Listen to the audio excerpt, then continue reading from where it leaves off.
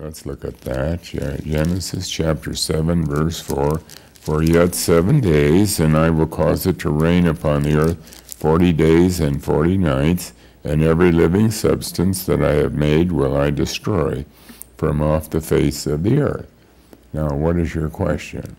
Okay, what I wanted to point your attention to is the usage by God here about the 40 days and 40 nights. And also in verse 12, 40 days and 40 nights. And also in verse 17 of the same chapter, the flood was 40 days upon the earth, and the waters increased and bare up the ark, and it was lift up above the earth.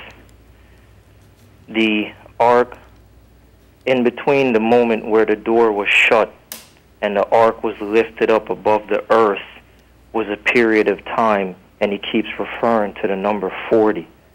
Now in the end, when the door is shut to salvation and the time, and there is going to be a period of time in between when the door is shut to salvation and when the believers are lifted up, just as was given to us in Genesis, by the example of the ark being lifted up above the earth.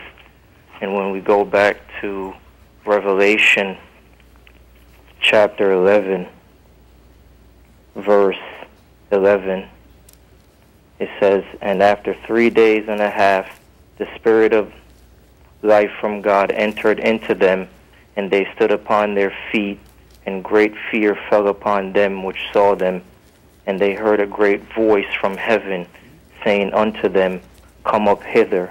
And they ascended up to heaven in a cloud, and their enemies beheld them.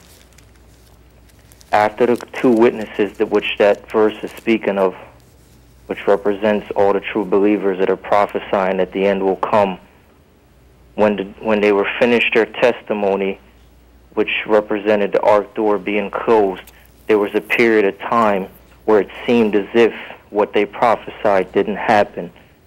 And then there was a period of time that went by, which is represented by that 3 days and a half, and then the end came.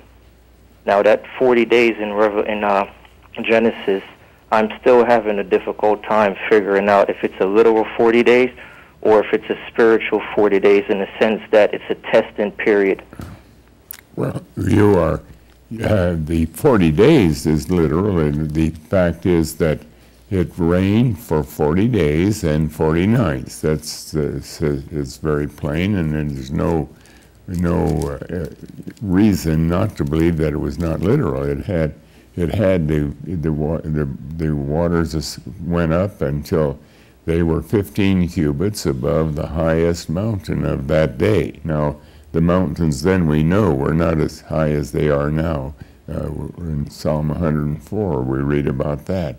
But they could have been, let's say, the highest mountain could have been 4,000 feet above sea level. And so in 40 days there was such a tremendous amount of rain that in 40 days it went up to 4,015 cubits high over all the earth, an enormous amount of new water.